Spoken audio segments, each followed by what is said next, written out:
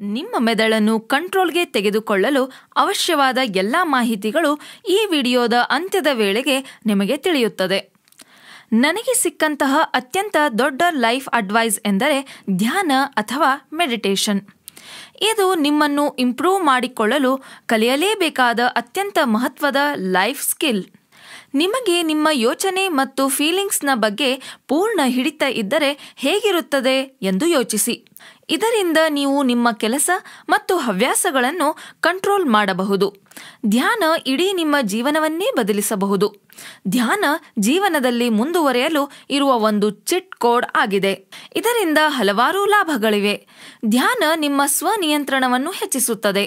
ಇದರಿಂದ ನೀವು ನಿಮ್ಮ ತೂಕ ಕಡಿಮೆ ಮಾಡಿಕೊಳ್ಳಬಹುದು.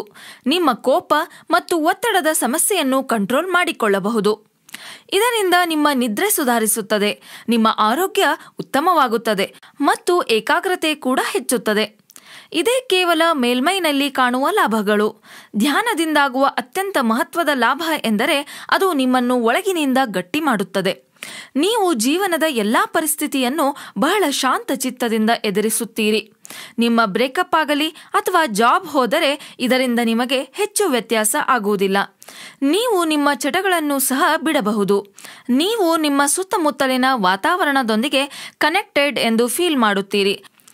ಆದರೆ ನೀವು ಅವರ ಕೋರ್ಸ್ ಮತ್ತು ಪುಸ್ತಕವನ್ನು ಖರೀದಿಸಲೇಬೇಕೆಂದು ಧ್ಯಾನವನ್ನು ಸಂಕೀರ್ಣ ಮಾಡಿಬಿಟ್ಟಿದ್ದಾರೆ.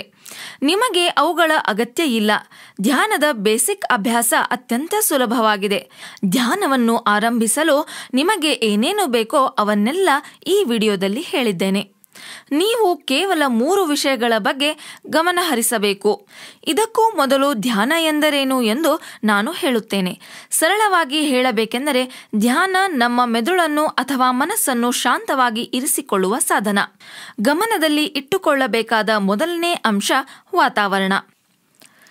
ಕುಳಿತುಕೊಳ್ಳಲು ಒಂದು ಆರಾಮದಾಯಕ ಸ್ಥಳವನ್ನು ಹುಡುಕಿಕೊಳ್ಳಿ.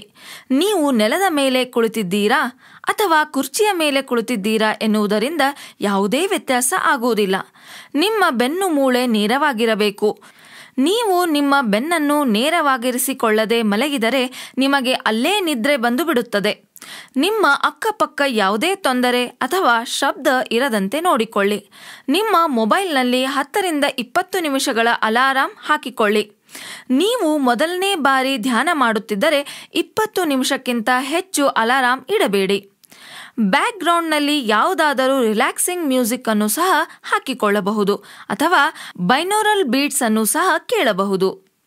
ನಾನು ವೈಯಕ್ತಿಕವಾಗಿ ಮ್ಯೂಸಿಕ್ ಬಳಸುವುದಿಲ್ಲ, ಆದರೆ ಬಹಳಷ್ಟು ಜನರಿಗೆ ಮ್ಯೂಸಿಕ್ನಿಂದ ಬಹಳ ಸಹಾಯವಾಗುತ್ತದೆ.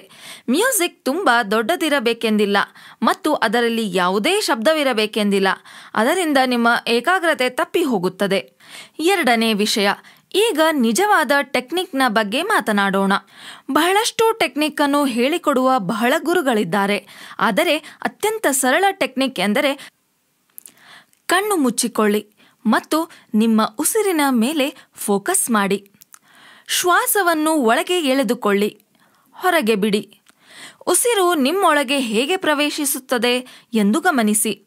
ನಿಮ್ಮ ಶ್ವಾಸಕೋಶಗಳು ಹೇಗೆ ಹಿಗ್ಗುತ್ತವೆ ಮತ್ತು ನಿಮ್ಮ ಟೆನ್ಷನ್ ಹೇಗೆ ದೇಹದಿಂದ ಹೊರ ಹೋಗುತ್ತದೆ ಎಂದು ಗಮನಿಸಿ. ನೀವು ಇದನ್ನು ಮಾಡಲು ಪ್ರಯತ್ನಿಸಿದ ಕೂಡಲೇ ನಿಮ್ಮ ಮನಸ್ಸು ಬಹಳ ಬೇಗ ಡಿಸ್ಟ್ರಾಕ್ಟ್ ಆಗುತ್ತದೆ. ಇದನ್ನೇ ಮಂಗನ ಬುದ್ಧಿ ಎನ್ನಲಾಗುತ್ತದೆ. 5 ಸೆಕೆಂಡ್ ಮಾಡುವುದೇ ತಡ. ನಾನು ಗಾಡಿಯಲ್ಲಿ ಕೀ ಬಿಟ್ಟೆನೆ, ನನಗೊಂದು ಮುಖ್ಯವಾದ ಫೋನ್ ಕಾಲ್ ಮಾಡಬೇಕಿತ್ತು. ಹೀಗೆ 10 ಹಲವು ಯೋಚನೆಗಳು ಬರುತ್ತವೆ.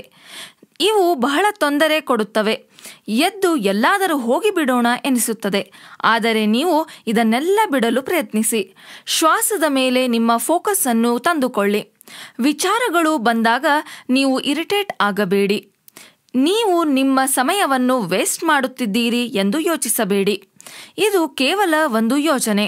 ಪ್ರತಿಯೊಂದು ಯೋಚನೆಯನ್ನು ಒಂದು ಮೋಡದ ಹಾಗೆ ಕಲ್ಪಿಸಿಕೊಳ್ಳಿ. ಮತ್ತೇನೋ ಮಾಡಬೇಕು ಆ ವಿಚಾರದ ಬಗ್ಗೆ ಯೋಚಿಸಬೇಡಿ. ಅದು ಬರುತ್ತಿದೆ ಮತ್ತು ಗಾಳಿಯಲ್ಲಿಯೇ ತೇಲಿ ಹೋಗುತ್ತಿದೆ ಎಂಬಂತೆ ವಿಚಾರ ಮಾಡಿ. ಇದೇ ನಿಮಗೆ ಧ್ಯಾನವನ್ನು ಕಲಿಸುತ್ತದೆ. ದಿನವಿಡೀ ನಿಮ್ಮ ತಲೆಯಲ್ಲಿ ಓಡಾಡುವ ಕಸವನ್ನು ಹೇಗೆ ತೆಗೆದುಹಾಕುವುದು ಎಂದು ಧ್ಯಾನ ಕಲಿಸುತ್ತದೆ. ಟೈಮ್ ಅಪ್ ಆದಾಗ ಎದ್ದು ನಿಮ್ಮ ದಿನವನ್ನು ಪ್ರಾರಂಭಿಸಬಹುದು. ಈ ಧ್ಯಾನದ ಪ್ರಯತ್ನವನ್ನು ನಿಮಗೆ ಎಷ್ಟು ಸಾಧ್ಯವೋ ಅಷ್ಟು ನಿಧಾನವಾಗಿ ಮಾಡಿ. ನಿಮ್ಮ ಮನೆಯಲ್ಲಿ ಒಂದು ಮೂಲೆ ಮಾಡಿಕೊಳ್ಳಿ, ಅಲ್ಲಿ ನೀವು ಧ್ಯಾನ ಮಾಡಿ. ಪ್ರತಿದಿನ ಇದೇ ಸಮಯಕ್ಕೆ ಧ್ಯಾನ ಮಾಡುತ್ತೇನೆ ಎಂದು ಒಂದು ಟೈಮ್ ಅನ್ನು ನಿರ್ಧರಿಸಿಕೊಳ್ಳಿ. ಇದು ಏಕೆಂದರೆ ನೀವು ಇದನ್ನು ರುಟೀನ್ ಆಗಿ ಮಾಡಿಕೊಂಡರೆ ಧ್ಯಾನ ಮಾಡುವುದು ನಿಮಗೆ ಸುಲಭವೆನಿಸುತ್ತದೆ. ನಾನು ಪ್ರತಿದಿನ ವ್ಯಾಯಾಮ ಮಾಡಿದ ನಂತರ ಧ್ಯಾನ ಮಾಡುತ್ತೇನೆ. ಇದು ನನ್ನ ಬೆಳಗಿನ ನಿತ್ಯ ಕ್ರಮದ ಒಂದು ಭಾಗ. ವ್ಯಾಯಾಮ ಮಾಡಿದ ಬಳಿಕ ನನ್ನ ದೇಹದ ಎನರ್ಜಿ ಕಡಿಮೆಯಾಗಿರುತ್ತದೆ ಮತ್ತು ಶಾಂತನಾಗಿರುತ್ತೇನೆ. ಹಾಗಾಗಿಯೇ ನಾನು ನನ್ನ ಶ್ವಾಸದ ಮೇಲೆ ಫೋಕಸ್ ಮಾಡಲು ಸುಲಭವಾಗುತ್ತದೆ. ನೀವು ಧ್ಯಾನವನ್ನು ಒಂದು ಹವ್ಯಾಸವನ್ನಾಗಿ ಮಾಡಿಕೊಳ್ಳಬೇಕು ಮತ್ತು ಪ್ರತಿದಿನ ಮಾಡಬೇಕು. ಮೂರನೇ ಮತ್ತು ಅಷ್ಟೇ ನೀವು ಪ್ರತಿನಿತ್ಯ ಧ್ಯಾನ ಮಾಡಿ. ಬಹುತೇಕ ಜನ ಧ್ಯಾನವನ್ನು ಏಕೆ ಮುಂದುವರಿಸುವುದಿಲ್ಲ ಎಂದು ಹೇಳುತ್ತೇನೆ. 2 ವಾರ ಮಾಡುತ್ತಾರೆ, ಆದರೆ ಯಾವುದೇ ಅಭಿವೃದ್ಧಿ ಕಾಣುವುದಿಲ್ಲ. ಹಾಗಾಗಿ ಬಿಟ್ಟು ಬಿಡುತ್ತಾರೆ. ಈ ರೀತಿಯಲ್ಲಿ ಧ್ಯಾನ ಕೆಲಸ ಮಾಡುವುದಿಲ್ಲ. ಧ್ಯಾನ ಬಹಳ ಶಕ್ತಿಶಾಲಿಯಾದದ್ದು, ಆದರೆ ಇದು ಒಂದು ರಾತ್ರಿಯ ಆಟವಲ್ಲ. ನಿಮ್ಮ ಲೈಫ್ನಲ್ಲಿ ಲಾಭಗಳು ಗೋಚರಿಸಲು ಬಹಳ ಸಮಯ ಹಿಡಿಯುತ್ತದೆ ಮತ್ತು ಆ ಲಾಭಗಳು ಆಂತರಿಕವಾಗಿರುತ್ತವೆ. ನೀವು ಇದನ್ನು ಹವ್ಯಾಸವನ್ನಾಗಿ ಮಾಡಿಕೊಂಡು ಪ್ರತಿನಿತ್ಯ ಅಭ್ಯಾಸ ಮಾಡಿದರೆ ನೀವು ಹೊಸ ವ್ಯಕ್ತಿಯಾಗಿ ಬದಲಾಗುವುದಂತೂ ಖಂಡಿತ. ಪ್ರತಿ 10 ಸೆಕೆಂಡ್ಗೆ ಡಿಸ್ಟ್ರಾಕ್ಟ್ ಆದರೆ ಜಾಸ್ತಿ ಇರಿಟೇಟ್ ಆಗಬೇಡಿ. ಎಲ್ಲಿಯವರೆಗೆ ನೀವು ನಿಮ್ಮ ಫೋಕಸ್ ಅನ್ನು ಉಸಿರಿನ ಮೇಲೆ ತರುತ್ತಿರುತ್ತೀರೋ ಅಲ್ಲಿಯವರೆಗೆ ನೀವು ಅಭಿವೃದ್ಧಿ ಆಗುತ್ತಿದ್ದೀರಿ ಎಂದರ್ಥ. ಪ್ರಾರಂಭದಲ್ಲಿ ನೀವು ಕೇವಲ 5 ಸೆಕೆಂಡ್ ಅಷ್ಟೇ ಫೋಕಸ್ ಮಾಡಲು ಸಾಧ್ಯವಾಗಬಹುದು. ನೀವು ಬಹಳ ಸಲ ಡಿಸ್ಟ್ರಾಕ್ಟ್ ಆಗಬಹುದು. ಎಲ್ಲಿಯವರೆಗೆ ನೀವು ಧ್ಯಾನ ಮಾಡುತ್ತಿರುತ್ತೀರೋ ಅಲ್ಲಿಯವರೆಗೆ ನೀವು ಧ್ಯಾನದ ಬಜ್ನಲ್ಲಿ ಇರುತ್ತೀರಿ ಮತ್ತು ಅಭಿವೃದ್ಧಿ ಹೊಂದುತ್ತೀರಿ. ನೀವು ಧ್ಯಾನವನ್ನು ಬಹಳ ತಿಂಗಳು ಅಥವಾ ವರ್ಷಗಳವರೆಗೆ ಮಾಡಿ ಅದರಲ್ಲಿ ಯಶಸ್ವಿಯಾದಾಗ ಸಿಗುವ ಸ್ಟೇಟ್ ಆಫ್ ಮೈಂಡ್ ಯಾವಾಗಲೂ ನಿಮಗೆ ತುಂಬಾ ಸಹಾಯ ಮಾಡುತ್ತದೆ. ನೀವು ತುಂಬಾ ಒತ್ತಡ ಅನುಭವಿಸುತ್ತಿದ್ದರೆ ಕೇವಲ ಒಂದು ದೀರ್ಘ ಉಸಿರು ತೆಗೆದುಕೊಳ್ಳಿ. ಆಗ ನೀವು ಆ ಸ್ಟೇಟ್ ಆಫ್ ಮೈಂಡ್ಗೆ ಹೋಗುತ್ತೀರಿ ಮತ್ತು ರಿಲ್ಯಾಕ್ಸ್ ಆಗುತ್ತೀರಿ. ನಂತರ ನೀವು ಈ ಜಗತ್ತಿನ ಅನಿಯಮಿತ ಕ್ರಿಯೇಟಿವಿಟಿಯನ್ನು ಬಳಸಬಹುದು.